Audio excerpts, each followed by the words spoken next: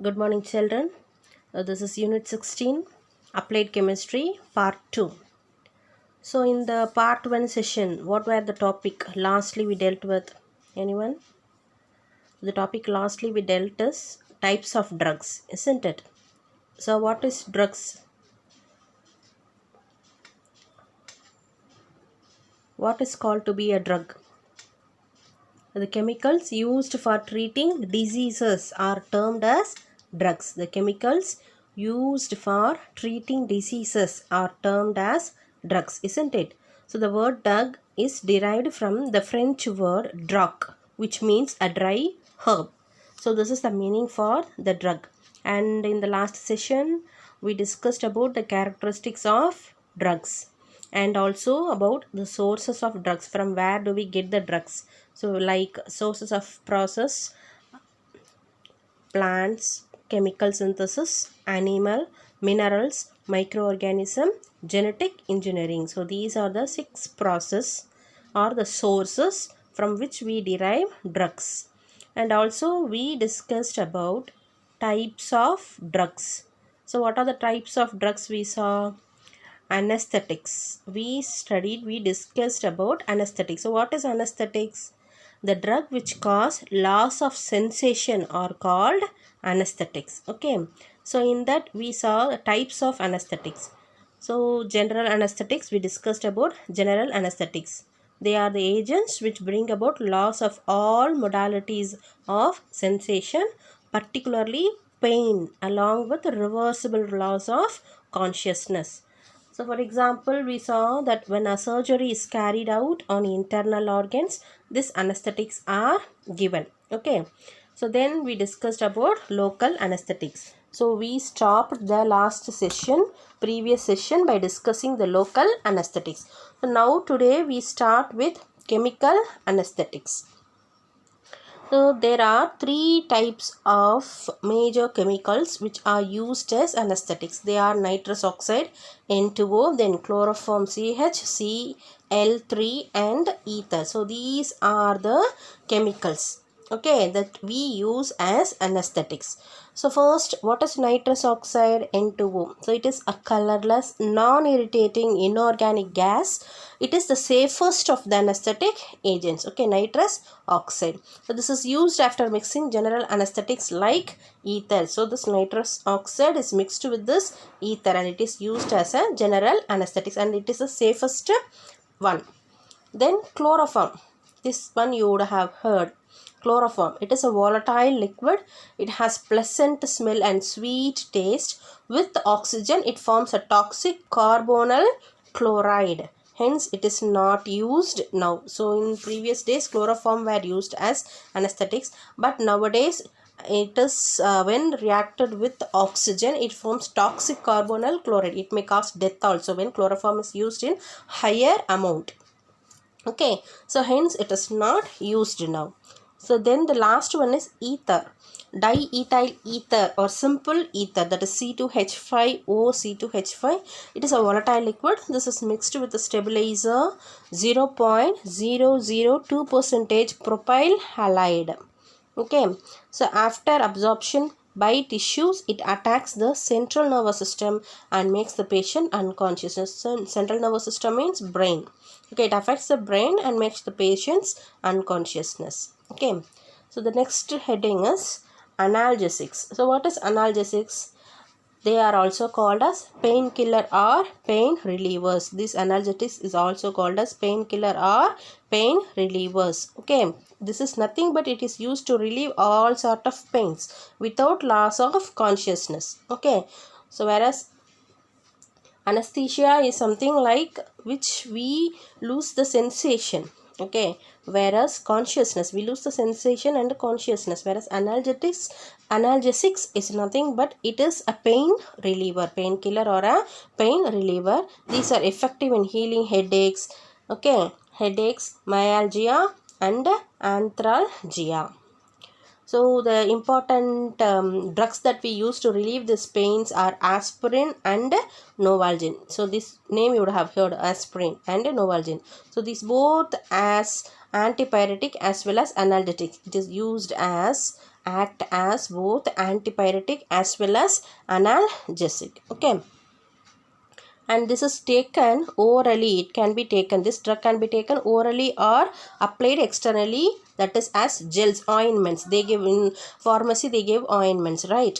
Okay, so it is provided, it is available orally in pills, like pills also you can take, or it is given like an applicable painkillers which comes as gels. Okay, then antipyretics. What is antipyretics? These are taken orally as tablets and capsules, and the most common antipyretics are aspirin, antipyrine, phenacetin and paracetamol. So this is nothing but it is used to reduce fever. These antipyretics are the drugs which is used to reduce fever. So whenever you heard paracetamol, it is the most common tablet which doctors you prescribe us to take whenever we go for the treatment fever. Okay, aspirin, antipyrine, phenacetin and paracetamol. So aspirin and paracetamol are the common tablets which doctors prescribe us. Okay, then antiseptics. What is antiseptic? It is a common word, you would have heard about antiseptic. What is antiseptic? It is a substance that prevents infections caused by disease causing microorganisms or pathogens. Okay, so it kills the microorganisms or prevent their growth. So it is taken as injection. Okay, so externally to cleanse wounds, internally to treat infections to the intestine and bladder. So it can be taken as an external cleanser, or it is given as in the form of injection also. So to clean the intestine and the bladder. When the intestine and bladder gets affected, we call that as it has been septic. The wound has been septic. Okay. So to avoid the septics internally and externally, this antiseptic injection drug is given. So iodoform. So what are the antiseptics that we use commonly? Iodoform, that is CHI3, is used as an antiseptic. Acts 1% solution is a disinfectant. 0.2% solution of phenol acts as antiseptic, and its one solution is a disinfectant, phenol. Then hydrogen peroxide is a minor antiseptic, mainly used for cleansing wounds. Okay, Savlon, Dettol. So all these things will have this chemical, hydrogen peroxide. Okay, so this is a minor antiseptic mainly used for cleansing wounds. Is that clear? Then the fifth one is anti-malarial. What is anti-malarial? So malaria we learned about world of microbes lesson. We learned about in detail about the viral disease and the vector which cause the disease. Okay, so malaria is a vector-borne disease, and you will have fever whenever we get affected by the disease. You will have fever up to 103 to 106 degree Fahrenheit. Your temperature rises and causes physical weakness, and the side effects in liver is also causes anemia. Okay, so this can be cured by taking cinchona bark. So the medicine to cure this malaria is taken from the drug, that is cinchona bark. This is the cinchona bark. So from this bark they derive the drug which cures the malarial disease. Okay, so chloroquine is used to specially control malarial parasites. So which is used here? Chloroquine. Chloroquine is used specially to control malarial parasites such as Plasmodium ovule or Plasmodium vivax. It is not used in curing the disease, but it is used as an additive with other antimalarial drugs. So intaking of chloroquine doesn't involve in the full curement of the disease, but it is also added with the antimalarial drugs. Okay, so from which this chloroquine is derived? From cinchona bark. Then we will see about antibiotics. So what is antibiotics? So antibiotics is nothing but microorganisms produce certain chemicals which inhibit the growth of metabolism of some other disease causing microorganism. So such chemical compounds are known as antibiotics. So these need to be present only in low concentration to be effective in their antibiotic action. The first antibiotic, penicillin, was discovered by this, and all we have learned in my world of microbes, I think. Alexander Fleming in 1929. Okay, so penicillin is extensively used for rheumatic fever, narrowing of heart valve, then bronchitis, pneumonia, etc. So there are three main sources of antibiotics, that is bacteria, fungi, and um, actinomycetes. So original antibodies, like a lot of today's antibiotics, are derived from natural sources. So certain plants, extracts, essential oils, and even foods have antibiotic properties, and examples are honey, garlic, ginger, clove, neem, and turmeric. So these are in nature have this antibiotic drug content. Okay, so natural intake of this honey, garlic, and ginger, clove, neem, and turmeric will help you out to get rid of the microorganisms, entering of the microorganisms in our body when we intake this things regularly. Okay, so what are the things that we have to intake? Honey, garlic, ginger, clove, neem, and turmeric. Okay, so then antacids. So what are antacids? The antacids are nothing but it is provide relief from such burning sensation quite often. So after eating oily and spicy food, acids are produced. Okay, so hydrochloric acid is produced in our stomach to digest the food. So when this acid produced in a larger amount, when we eat so much of oily or spicy item, already spicy item will be more spicy with the oil content, and this acid together act, and acidity in our stomach gets increased. So we feel like we feel discomfort. Okay, so there is an acidity imbalance in the acidity of the stomach. So certain drug formulations provide relief from such burning sensation. So these are known as antacids. So when we take some gelucin, digestine, such tablets, or it is given in syrups also.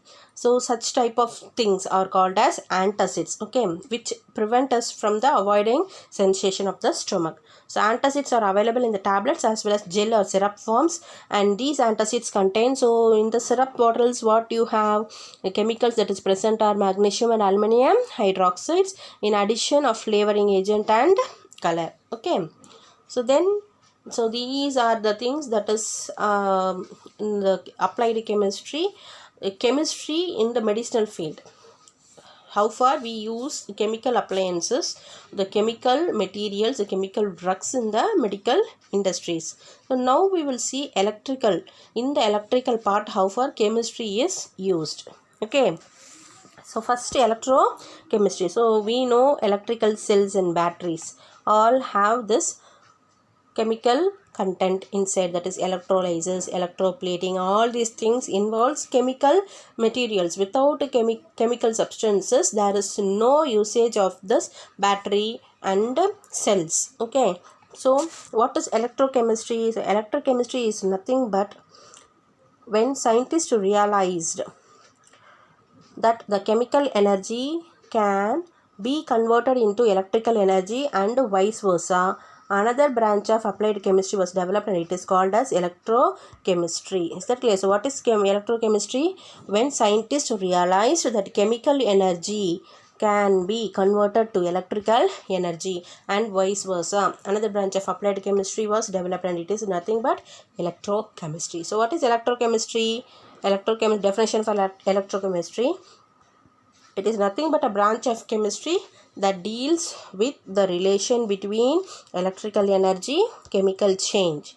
It is mainly concerned with the process of taking place between electrode and the solution, that is electrolysis, having ions called electrolytes. So what ions? Positive and negative ions. Okay, the movement of the positive and negative ions will produce electricity in the chemical solutions. That solution is called as electrolysis. Basically we use copper sulfate solution. Okay, so first we will see electrochemical cell. What is electrochemical cell?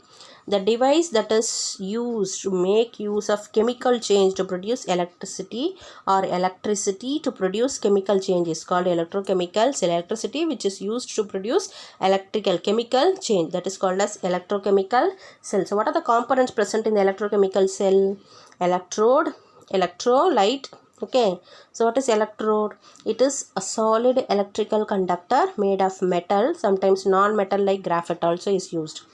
So a cell consists of two electrodes, one is anode, another one is cathode, that is positive and negative. One is anode and other one is cathode. So these two, the presence of these two electrodes, okay, will indicate that it is an electrical conductor in a metal. Then electrolyte, so it is made up of solutions of ions of molten salts which can conduct electricity. So which salt we use? Copper sulfate. Which salt we use? Basically we use copper sulfate, which is a good conductor of ions, okay, that is it conducts anode and cathode. So when we use salt solution to conduct electricity, it is called as electrolyte. So now we will see the cell reactions. Oxidation. So oxidation reduction takes place during the cell reaction. So what is oxidation? Loss of electron during a chemical reaction is called as oxidation. So metal ion plus electrons, so E minus, that is it loses one electron, so that is called as oxidation, okay. And metal ion plus electron minus metal, gain of electron, okay. So reduction means gain of electron. So this is what taken place in the cell reactions. Then since both the reactions takes place simultaneously, the interconversion of electrical and chemical energy in electrochemical cells involves redox reaction. So in the chemical cell, oxidation as well as reduction, both the reaction takes place simultaneously. Loss of electrons as well as gain of electrons takes place, that is oxidation and reduction in the same reaction simultaneously takes place. So that is why we call the reaction as redox reaction, okay. So now we will see the types of electrochemical cells. So we have different type of cells like galvanic cell, types of galvanic cell. So it is electrochemical cell which converts chemical energy into electrical energy, and it consists of half cells, namely anodic half cell and cathodic half cell, okay. So in anodic half cell, the anode is in contact with electrolyte, whereas in cathodic half cell, cathode is in contact with electrolyte. So it acts as a salt bridge. It acts as a salt bridge in the saturated salt solution. Thus in galvanic cell, both the half cells are kept separately but stayed connected electrically, okay. So how does galvanic cell produces electricity?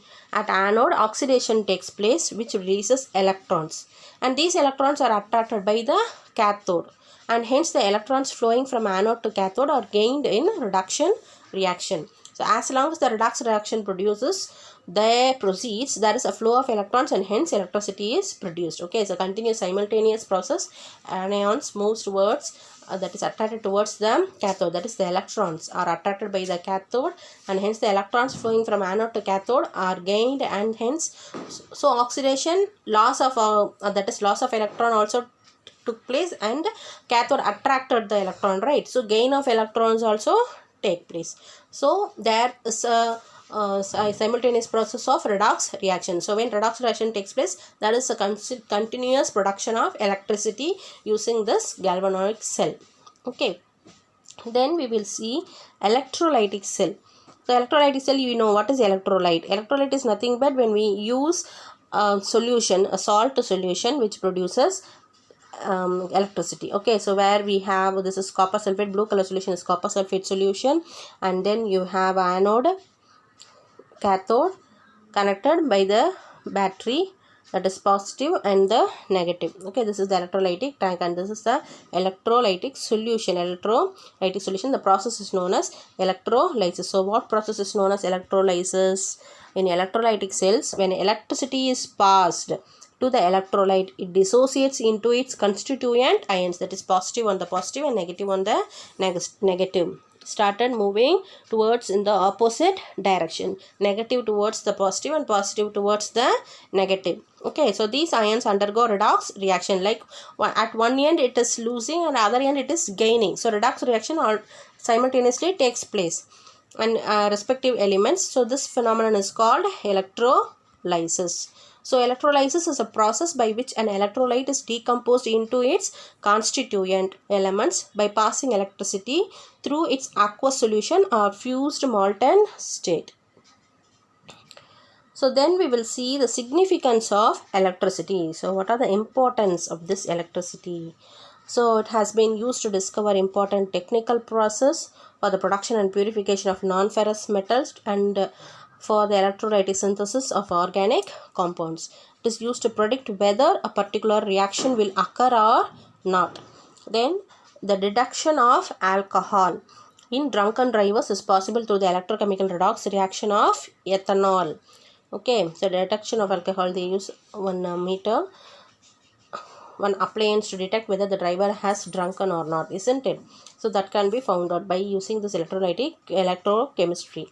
Then the production of metals like aluminum and titanium from their ores involve electrochemical reactions, purifications involve this reaction, purifying aluminum and titanium from their ores, separating out from their original ores. Then lead acid batteries, lithium ion batteries and fuel cells are based on electrochemical cells. Fuel cell is used to bring about direct conversion of chemical energy into electrical energy. Okay. So now the very important topic we are going to deal is radiochemistry. What is radiochemistry? So we have many topics like next we have radiochemistry, dye chemistry, then agricultural and food chemistry, forensic chemist, method of forensic chemistry, then applications of applied chemistry. So first we will have the introduction part in the session about the radiochemistry. Okay. So what is radiochemistry?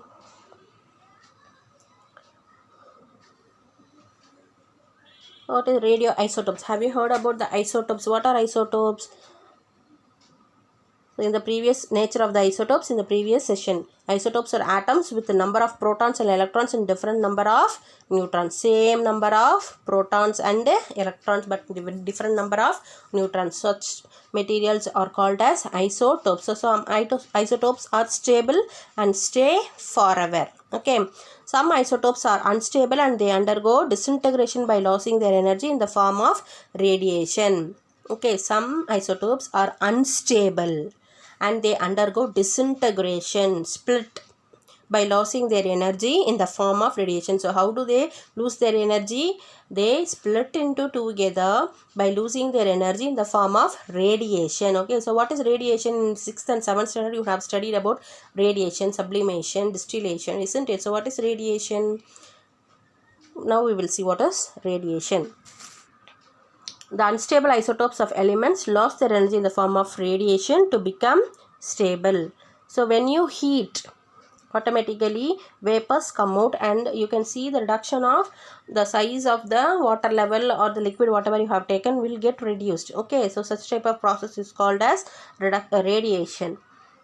So this phenomenon is called radioactive decay. So when the unstable isotopes disintegrate itself to lose energy, okay, in the way of radiation is called as radioactive decay. The isotopes which undergo radioactive decay is called radioactive isotopes or radioisotopes, and this property of isotopes is known as radioactivity. So what is radioactive decay? When unstable isotopes of elements lose their energy in the form of radiation to become stable, and this phenomenon is called radioactive decay. Isotope which undergoes radioactive decay is called radioactive isotope or radioisotope, and this property of isotopes is known as radioactivity. Okay, so now we will see what is radiochemistry. It is nothing but the study of chemistry of radioactive and non-radioactive isotopes. Okay, so what is radiochemistry?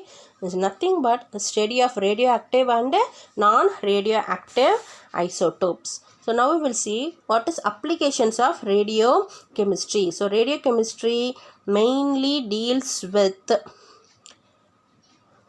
study of chemical reactions of non-radioactive isotopes under radioisotopes. So in addition to that, it could find applications in medical field and environmental management also. And let us list some important applications of radioisotopes here.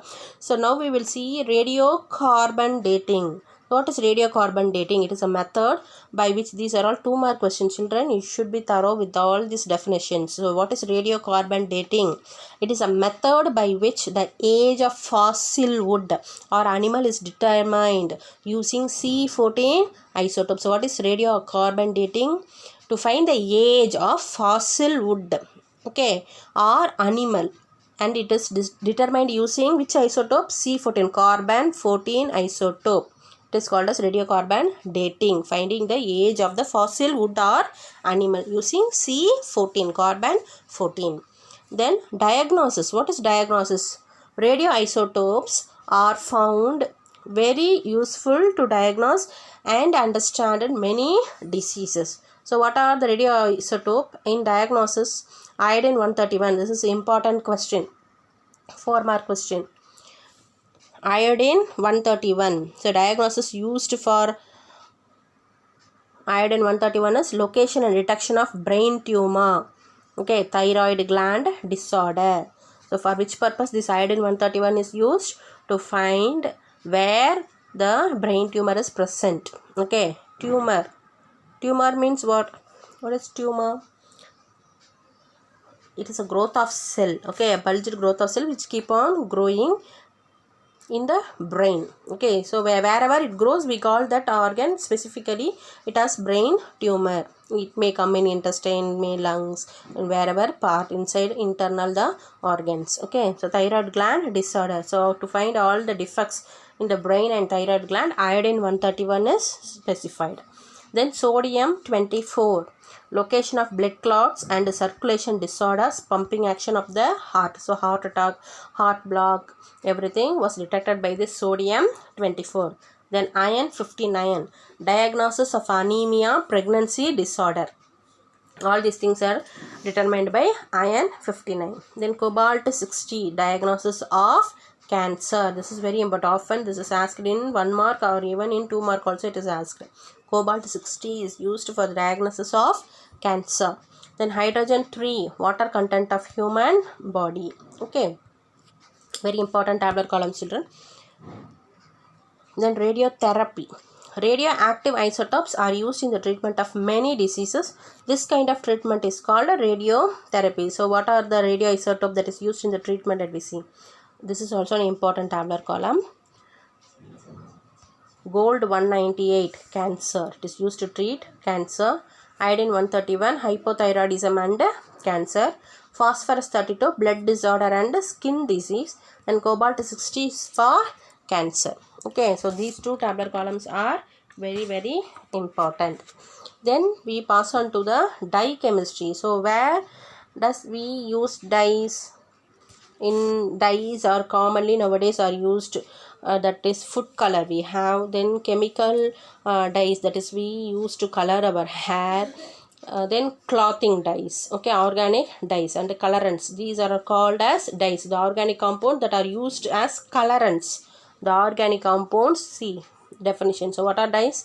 The organic compounds that are used as colorants are called dyes. Okay, so what are the things that is used for used as dyes? Examples are inorganic pigments such as soot, manganese oxide, hematite were used as colorants. Okay, so these are the things which we use as colorants, and the compounds which we use as colorants are called as dyes. And these dyes are all aromatic compounds originating from plants and also from insects, fungi and lichens. So after evolution of modern organic chemistry, many kind of synthetic dyes were prepared and used by mankind. So dye chemistry is the study of such kinds of dyes. It provides us information on theory, structure, synthesis and applications of synthetic dyes. So what are the characteristics of dyes? It should have a suitable color.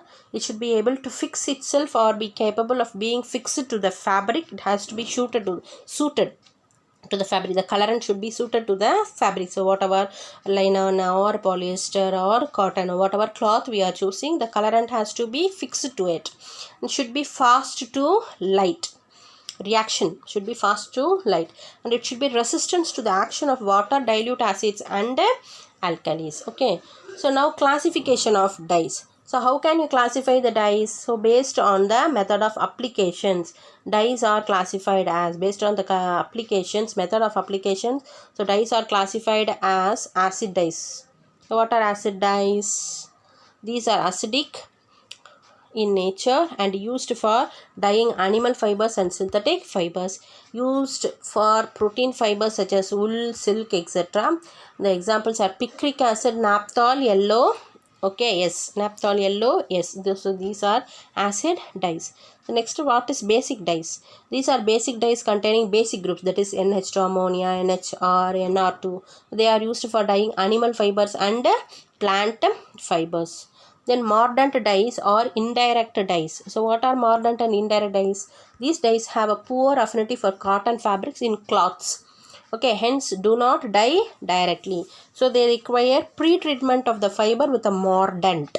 So what is mordant? Latin, it is called as mordere, to bite. The substance which can be fixed to the fiber, then can be combined with the dye to form insoluble complex called lake. So what are the things that is used here? Aluminium, chromium, iron salts are widely used as mordants. Example, alizarin. Okay, so this is an important one. Mordant dyes or indirect dyes. Okay, next, direct dyes. So what are direct dyes? High affinity for cotton, rayon and other cellulose fibers, and they are applied directly on the fabric. And example is Congo red. Then VAT dyes. So dyes, it can be used only on cotton and not on silk and wool. VAT dyes are used only on cotton and not on silk and wool. So this dyeing is a continuous process and is carried out in a large vessel called vat. So the name of the vessel is vat. So this process is carried out in a large vessel. It is called as vat. So it is called as vat dye. The example is indigo. The example is indigo. So nothing. Vat dye is very simple. It can be used only on the cotton cloth. Okay. It is used to dye only the cotton cloths and not on silk and wool. And this dyeing is a continuous process and is carried out in a large vessel which is called as vat. So it is called as vat dye, and the example is indigo. So this is the vat. This large vessel is called as the vat. Okay, so this cotton cloth is only used to dye using this vat dyes. The vat dye is nothing but indigo. Then based on the structure, see the dyes, based on the structure, how the dyes are classified.